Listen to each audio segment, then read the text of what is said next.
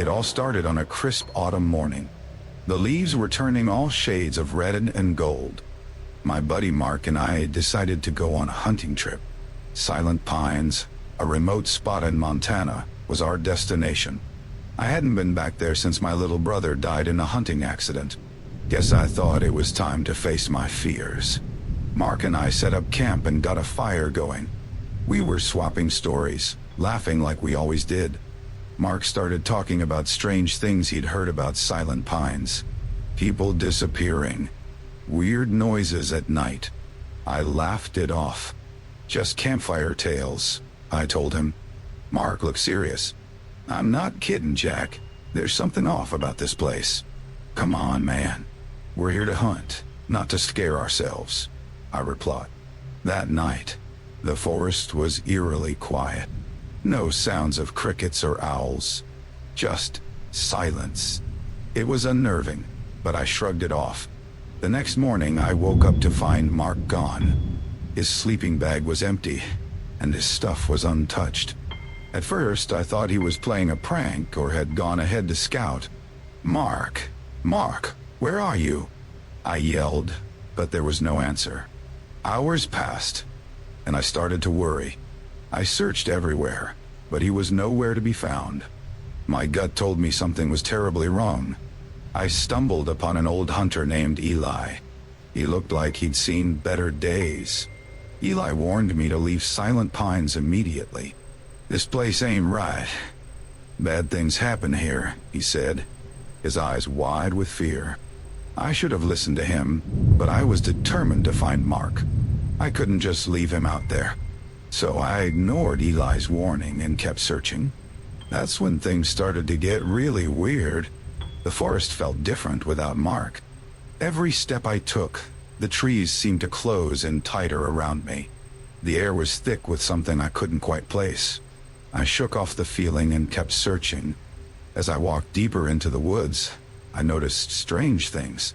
A deer carcass, perfectly intact, but arranged in a circle of stones. It was bizarre, but I tried to rationalize it. Maybe some twisted pranksters had been here. The longer I searched, the more unsettled I became. The forest was dead silent. No birds, no rustling leaves, nothing. Just an eerie, oppressive quiet. I found Mark's hat near a stream, but no other sign of him. That's when I heard it. Faint whispers, like someone talking just out of earshot. I spun around, but there was no one there. Mark, is that you? I called out, but the whispers stopped. I stumbled upon an old abandoned cabin. The door creaked as I pushed it open. Inside, the walls were covered in strange symbols. The air was musty, filled with the scent of decay. It was like stepping into another world, one where something dark had taken root. My instinct screamed at me to leave, but I pressed on. I found an old diary on a dusty table. Flipping through it, I saw entries about people disappearing, about some kind of ritual. My hands started to shake. As I left the cabin, I noticed fresh footprints in the dirt. They weren't mine, and they led deeper into the forest. I felt a chill run down my spine, but I had to follow them. The footprints led me to a clearing. In the center stood an ancient, gnarled tree. Hanging from its branches were crude, handmade dolls. They swayed in the breeze, making soft, creaking noises. A voice behind me broke the silence. You shouldn't be here. I turned to see Eli again. His face was pale, eyes wide with fear. They're watching you, he whispered, glancing around nervously. They know you're here. I tried to question him, but he shook his head and backed away. Leave now, while you still can, he said, disappearing into the trees. I was more determined than ever to find Mark, but deep down, I knew something was very wrong in Silent Pines. The deeper I went into the forest, the heavier my heart felt. Mark was more than just a hunting buddy. He was my anchor. After my brother's death, he was the one who pulled me out of my darkest days. Losing him now was unthinkable. I found another clue, a piece of Mark's jacket snagged on a thorn bush. My mind raced with memories. Mark always had a way of lightening the mood, even in the darkest times. He'd joke about anything, make you laugh when you wanted to cry. The forest seemed to mock me now. Every step was a reminder that I had no idea what I was up against. I felt completely alone. The silence was pressing in on me, and I started to second-guess everything. Suddenly, I heard a rustle behind me. I spun around, rifle ready. A deer bolted through the underbrush, eyes wide with fear. It wasn't the deer that scared me. It was the realization that I wasn't the only one hunting in these woods. Hours passed, and exhaustion set in. I needed rest, but I couldn't afford to stop.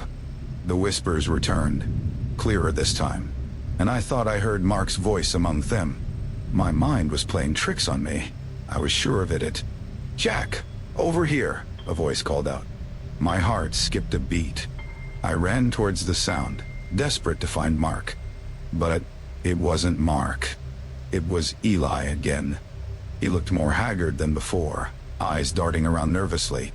"Eli, what the hell is going on here? Where's Mark?" I demanded, my frustration boiling over. Eli shook his head. "They got him, just like they got the others." "Who? Who are they?" I shouted. Eli's voice dropped to a whisper.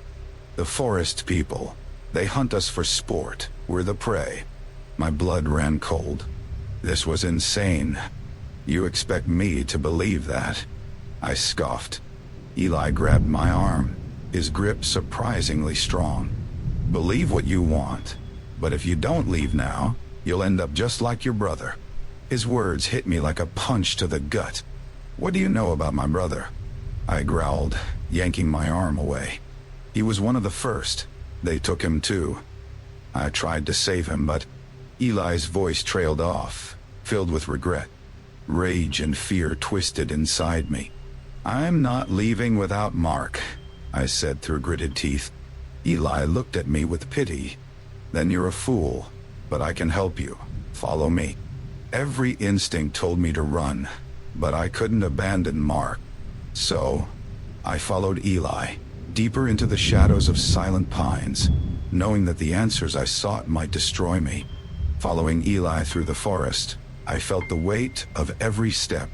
The trees seemed to close in, their branches like skeletal fingers reaching for use. The whispers in the wind grew louder, almost mocking. But Eli moved with purpose, and I forced myself to keep up. Suddenly, we emerged into a small clearing. Eli motioned for me to stop. "We rest here?" he said, his voice barely above a whisper. I wanted to argue, but my body ached, and my mind was frazzled. We sat in silence for a few moments. I tried to piece together everything Eli had told me, but it all seemed so unreal. Eli pulled out a small flask and handed it to me. "Drink, it'll help." I took a sip, the liquid burning down my throat but warming my insides. "Eli, why are you helping me?" I asked, breaking the silence. He looked at me, his eyes filled with a mix of fear and sorrow. "Because I couldn't save your brother. Maybe I can save you and your friend." Before I could ask more, a distant howl echoed through the trees. My heart raced. Eli's face paled. "We need to move. Now," he said, standing up quickly. We continued deeper into the forest. The terrain grew rougher, the shadows darker. Eli led me to a narrow path, hidden by thick underbrush. "This way," he whispered. "It's a shortcut, but it's dangerous."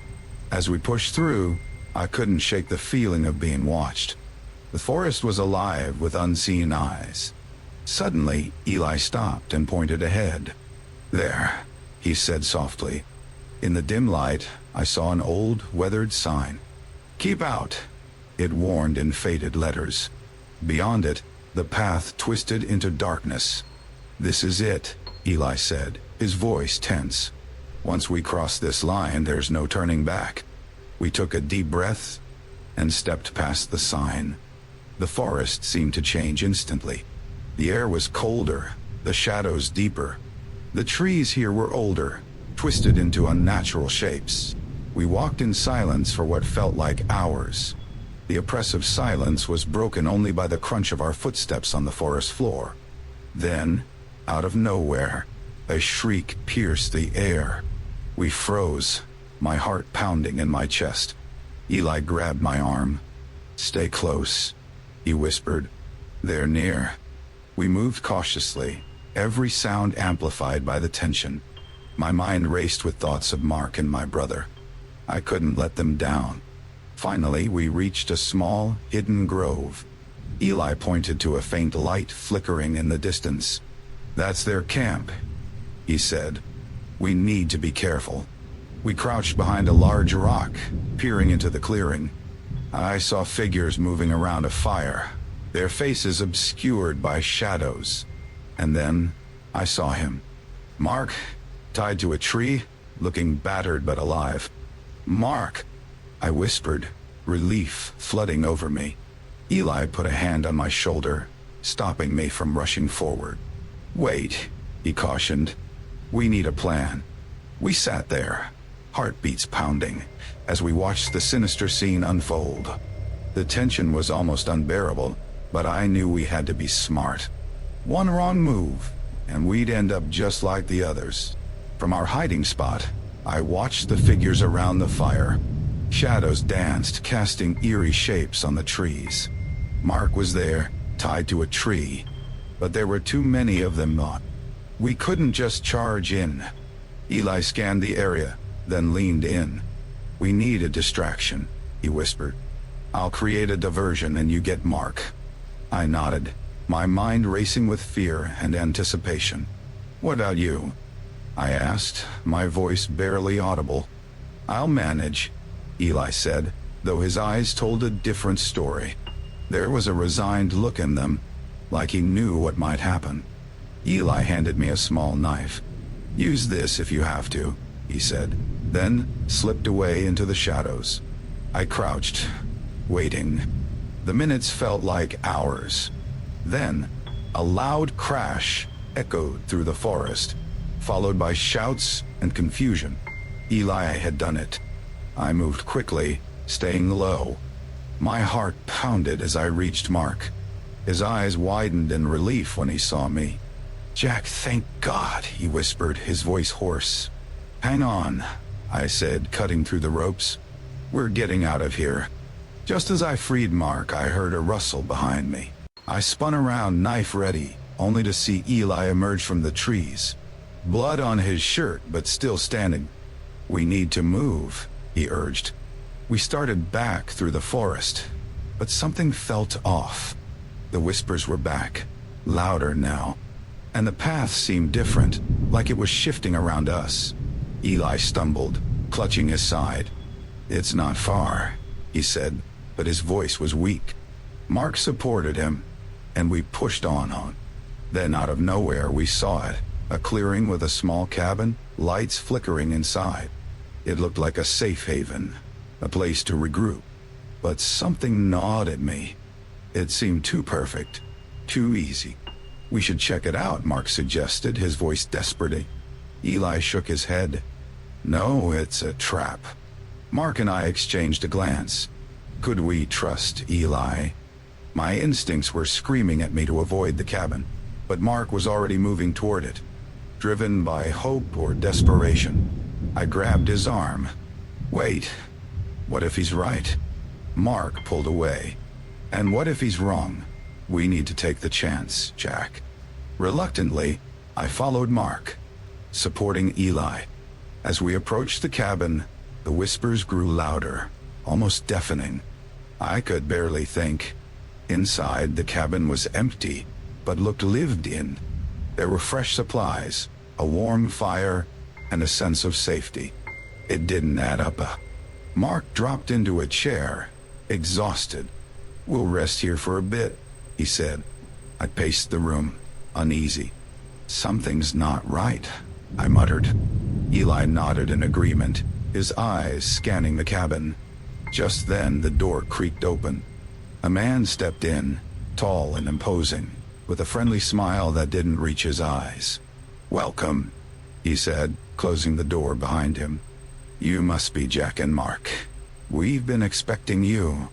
My blood ran cold. This was the true horror of Silent Pines. Not just the forest, but the people within it. The man's smile widened as he locked the door, and I realized we'd walked right into their trap. In that moment, everything shifted. The safety of the cabin was an illusion. We were caught in the heart of the nightmare. The man's smile never wavered as he stepped further into the cabin. His eyes were cold, calculating. "We've been waiting for you," he said again, his voice dripping with false warmth. Mark and I exchanged a panicked glance. Eli struggled to his feet, positioning himself between us and the stranger. "Leave us alone," Eli growled, his voice weak but defiant. The man chuckled, a sound that sent chills down my spine. "Oh, Eli, you should know by now there's no escape from Silent Pines." Panic surged through me. My mind raced, trying to find a way out. "What do you want from us?" I demanded, trying to keep my voice steady. The man tilted his head, as if considering my question. "It's simple, really. You've entered our domain, and now you play by our rules." Suddenly, the cabin door burst open, and more figures entered. They surrounded us, their expressions blank and menacing. We were trapped, and there was no way out. Fear gripped me, but I forced myself to think. "We need to get out of here," I whispered to Mark. He nodded, his face pale with fear. Eli tried to stand tall, but his injuries were severe. "Run," he said, his voice barely above a whisper. "I'll hold them off." Before we could react, the figures lunged at Eli. He fought back with surprising strength, giving us the chance to escape. "Go!" he shouted. Mark and I bolted for the back door, crashing through it into the night. The cold air hit us like a slap, but we kept running, the sounds of Eli's struggle echoing behind us. We didn't stop until we were deep in the forest, gasping for breath. My mind was a whirlwind of fear and confusion. "What now?" Mark panted. "We need to find a way out of these woods," I said, trying to stay calm. But the forest seemed endless, a maze designed to trap us. Hours passed as we stumbled through the darkness. Every shadow seemed to move, every rustle a sign of danger. The whispers were back, louder and more insistent, tugging at the edges of my sanity. Mark grabbed my arm, his eyes wild. "Jack, look." He pointed to a faint light in the distance. It looked like a way out, a beacon of hope. We approached cautiously, but as we got closer, my heart sank. It was the same clearing, the same cabin. We had been going in circles. Despair settled over us. "We're never getting out of here," Mark said, his voice trembling. I refused to give up. "There has to be a way. We just need to think." As dawn approached, exhaustion took its toll. We collapsed by a large tree, the same one with the dolls hanging from its branches. I looked at Mark, seeing the fear and hopelessness in his eyes. "Why us?" he asked, his voice barely a whisper. I had no answer. All I knew was that we were part of something far darker than we had imagined. And then, it hit me. The realization was like a punch to the gut. "This isn't just about hunting," I said slowly. "They're toying with us, breaking us down." Mark looked at me, confusion and fear in his eyes. "What do you mean?" "The whispers, the circles, the feeling of being watched. They're not just hunting us for sport, they're trying to drive us mad." As the words left my mouth, a cold dread settled over me. It was true. The real horror of Silent Pines wasn't the physical danger, but the psychological torment. They wanted us to lose ourselves, to become part of their twisted game. We had to get out, but the forest was a labyrinth of nightmares. Every path seemed to lead us back to the same place. Desperation clawed at my mind. Just then, a voice echoed through the trees. It was Eli, but different. His voice was calm, almost serene. "You can't escape," he said. his figure emerging from the shadows. "The forest has claimed you." Mark and I backed away, horror gripping us. "Eli, what happened to you?" I asked, my voice shaking. He smiled, but it was a smile of someone who had given in to the darkness. "I became one of them," he said simply. "And now, so will you." The realization hit me like a tidal wave. The forest wasn't just a place. It was a living, breathing entity that consumed those who entered. We were never meant to leave. As we stood there, trapped in the heart of silent pines, I felt my sanity slipping. The whispers grew louder, and the forest seemed to close in around us. There was no escape. We were the prey, and the hunt would never end. In the end, Silent Pines didn't just claim our bodies. It claimed our minds, leaving us as echoes in the dark, forever lost in the twisted game of the forest. And that's the real horror. Not the physical danger, but the knowledge that you're trapped, mind and soul, in a nightmare with no end. So last summer, I decided to join a group of friends for a camping trip in the Pine Barrens. Needed a break from my stressful job in the city. The Pine Barrens is this huge, creepy forest in New Jersey. Heard many spooky stories about it, but I thought they were just tales to scare kids. We were a group of 6. Me, my best friend Mark, Sarah, Ben, Lisa, and Tom. We reached the campsite just before sunset. It was peaceful, with tall pine trees and a sky painted orange. We set up our tents and started a campfire. Mark handed me a beer and said, "This will be a fun weekend, Jake. You really needed this, huh?" I nodded. "Yeah, man.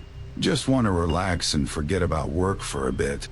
But I couldn't shake off this uneasy feeling. See, when I was a kid, I got lost in the woods once. Ever since, forests give me the creeps. I tried to ignore it and just enjoy the moment. After dinner, we sat around the fire, roasting marshmallows and telling jokes. The surrounding forest was dark and silent, except for the occasional crackling of the firewood. Tom leaned in and asked, "Did you guys hear about the Pine Barrens killer?" Lisa laughed. "Come on, Tom, don't start with your ghost stories." "No, seriously," Tom continued. "They say there's a serial killer who preys on campers. Never got caught." I shivered. "Very funny, Tom nodded." "Don't worry, Jake," Mark said, clapping me on the back. "It's just a story." But deep down, I wasn't so sure. That night I heard whispers and rustling outside my tent. I unzipped it and peeked out, but there was nothing. Just the wind, I told myself. Just the wind. The next morning the sun was shining, and the forest looked less menacing. We decided to go for a hike. The air was fresh, and the birds were singing. It almost made me forget about the weird noises from last night. As we trekked deeper into the woods, I noticed strange things. Footprints that didn't belong to any of us. Scratches on tree trunks. I brushed it off, thinking maybe it was just animals. Halfway through our hike, we met this old man. He looked rough, clothes torn and dirty, eyes wild. "You folks should turn back," he warned, his voice raspy. "These woods ain't safe." Mark laughed it off. "Thanks for the tip, old man, but we're good." The man grabbed Mark's arm, his grip strong. "I'm serious. There's evil here. A killer." Sarah pulled Mark away, and we quickly walked on. The old man's words stuck with me, though. Why would he lie? Back at camp, things felt off. Our supplies seemed moved around.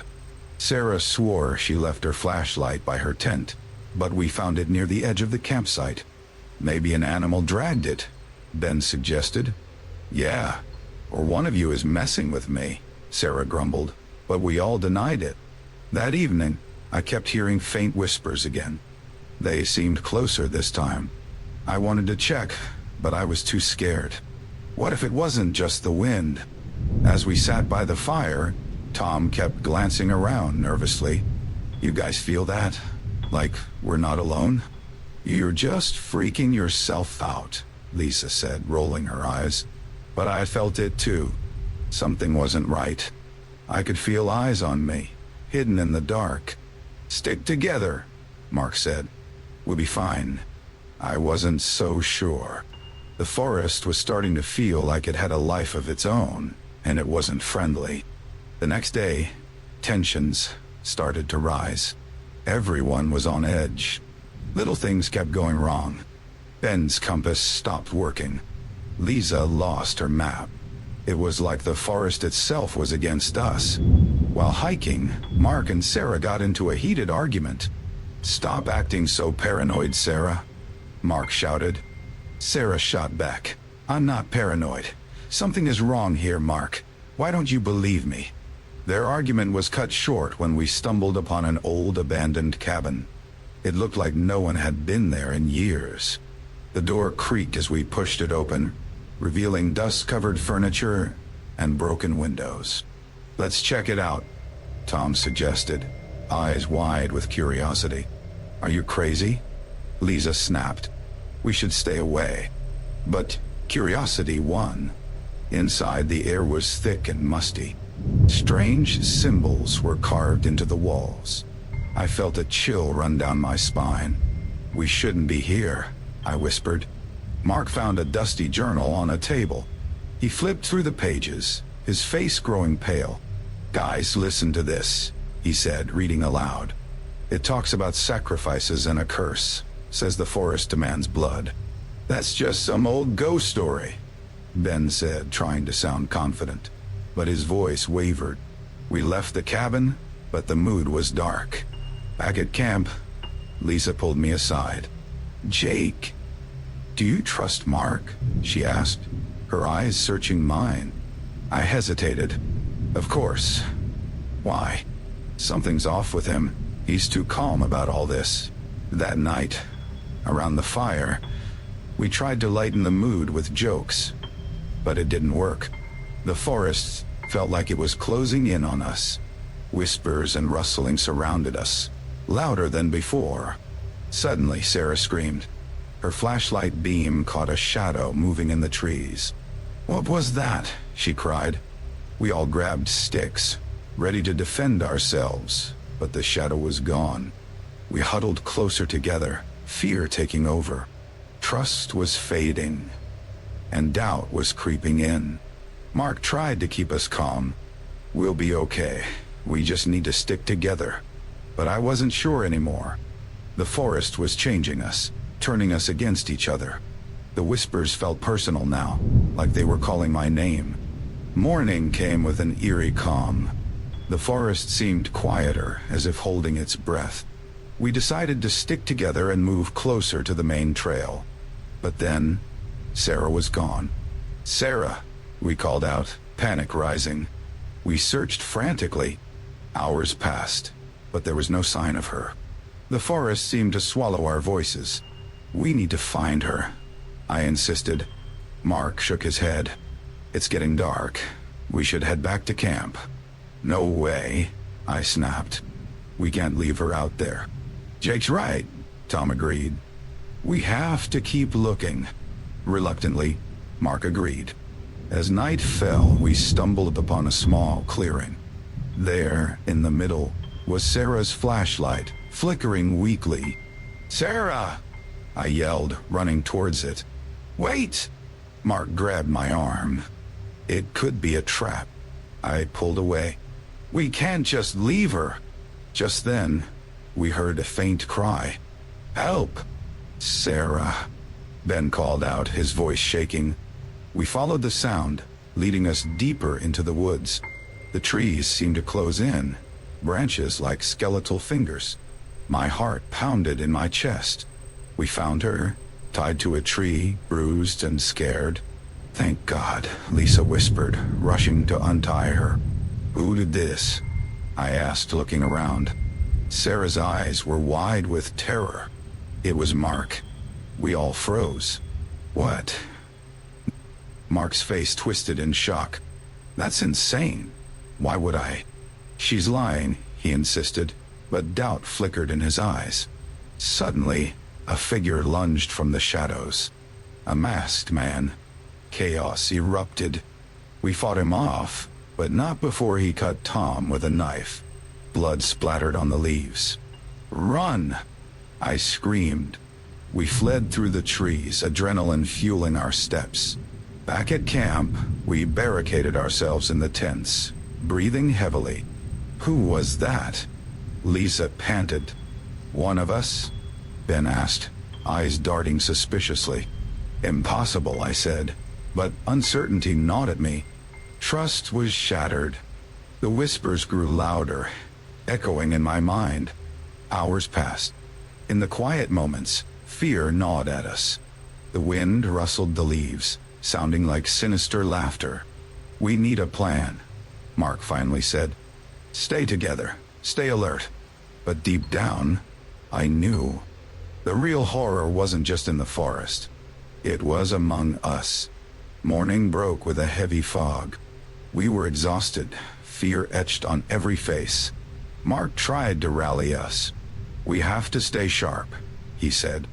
"No more splitting up." I nodded, but I couldn't shake Sarah's accusation. Was Mark really behind this? While packing up, Ben found something. A bloody knife, half buried near Mark's tent. "What's this?" Ben demanded, holding it up. Mark looked stunned. "I swear it's not mine. How can we trust you?" Sarah hissed, still trembling from her ordeal. "Look," Mark pleaded. "Someone's framing me." Tom, bandaged but alert, stepped in it. "We need to focus.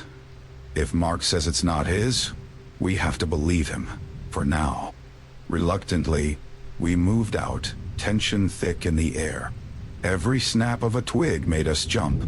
Then we stumbled upon another clue, a torn piece of fabric, matching Lisa's jacket. "Lisa?" I asked, shocked. "What's going on?" She shook her head, tears welling up. "I don't know how it got there. I swear. Maybe someone's trying to pit us against each other," Tom suggested. But doubt was seeping in tea. Every clue, every suspicion tore at our unity. We were unraveling. As we trekked, the forest seemed more sinister. Shadows moved at the edge of my vision. Whispers grew louder, more mocking. "Did you hear that?" Sarah whispered. We all stopped. Voices clear and close echoed through the trees. "Stay close," Mark ordered. We followed the voices, leading us to a clearing. There, we found an old campsite, abandoned. It looked like someone left rushing. Who were they? Ben wondered aloud. "No idea," I said, picking up a tattered map. It showed our campsite, circled in red. "Someone's been watching us," Lisa breathed. Fear turned to paranoia. We decided to head back, but we were lost. The forest twisted around us, paths looping back on themselves. "I feel like we're being herded," Tom said. Suddenly, a figure appeared. It was the old man from before. "Leave now," he warned, "or face the forest's wrath." "Who are you?" I demanded. "Just a messenger," he replied cryptically, then vanished into the trees. We were left with more questions than answers. The forest felt alive, playing with us. We pressed on, hoping to find a way out, but at every step deepened our distrust. Was it Mark? Lisa? Or someone we hadn't even considered? The real terror was the uncertainty, the feeling that we were puppets in a dark, twisted game. By nightfall, we were desperate. Fear twisted our thoughts, turning us against each other. We stumbled upon an old shed, half hidden by overgrown vines. "Let's take shelter here," Mark suggested. Inside, the air was damp and cold. Cobwebs clung to every corner. We huddled together, the darkness pressing in. "I can't take this anymore," Sarah whispered, her voice cracking. "Who's doing this?" "Whoever it is," Tom said. "They're close, watching us." Mark stood up. "We need to confront this head on." I looked at him. "And do what? Fight a ghost?" Suddenly, the door creaked open. The old man stepped in. his eyes glinting in the dim light. "You should have listened," he said. "Why are you doing this?" I shouted. He smiled, but it didn't reach his eyes. "I'm not the one you should fear." Before we could react, he lunged at Mark. They struggled, crashing into the walls. "Stop!" Lisa screamed. In the chaos, Mark overpowered the old man, pinning him to the ground. "Talk!" Mark demanded. The old man laughed, a hollow sound. "I'm just a pawn. The real killer is among you." Confusion and terror erupted. "What does he mean?" Sarah cried. Mark's face twisted with rage. "Lies, all lies." But doubt gnawed at me. What if he was telling the truth? The old man pulled out a small, blood-stained journal and threw it at us. "Read it," he said. "Learn the truth." With shaking hands, I opened it. The entries detailed our every move, plans to drive us mad. "It's him," Ben whispered, pointing at Mark. "It has to be." "No," Mark protested. "I didn't write that." "Enough," Tom said, stepping forward. "We end this now." Before we could react, Mark grabbed a knife and held it to the old man's throat. Nobody moved. "Mark, don't," I pleaded. He laughed, a wild, unhinged sound. "You don't understand. I'm trying to save us." In a swift motion, he slit the old man's throat. Blood splattered across the floor. We stood in shocked silence. "What did you do?" Lisa screamed. Mark turned to us, eyes crazed. It was the only way. But then, Sarah picked up the journal, flipping to the last page. Her face went pale. "What is it?" I asked. She read aloud. "Mark is the killer. He has always been." Mark lunged at her, but we held him back. The truth was out. He was the one behind it all, playing with our minds, feeding on our fear. "Why, Mark?" I asked, tears in my eyes. He smirked. "Because it's fun." We tied him up, waiting for dawn. The forest seemed quieter, as if satisfied with our suffering. As we sat there, I realized the horror wasn't just Mark. It was the darkness within us all, the fear that could turn friends into enemies. By morning, authorities arrived. We were safe, but changed forever. As they took Mark away, he whispered to me, "This isn't over, Jake. The forest has more secrets." His words haunted me. Was he lying? Or was there a deeper darkness we had yet to uncover? As we left the Pine Barrens, I couldn't shake the feeling that we'd only scratched the surface. The real horror was still out there, lurking, waiting. And I knew, deep down, we'd never truly escape it.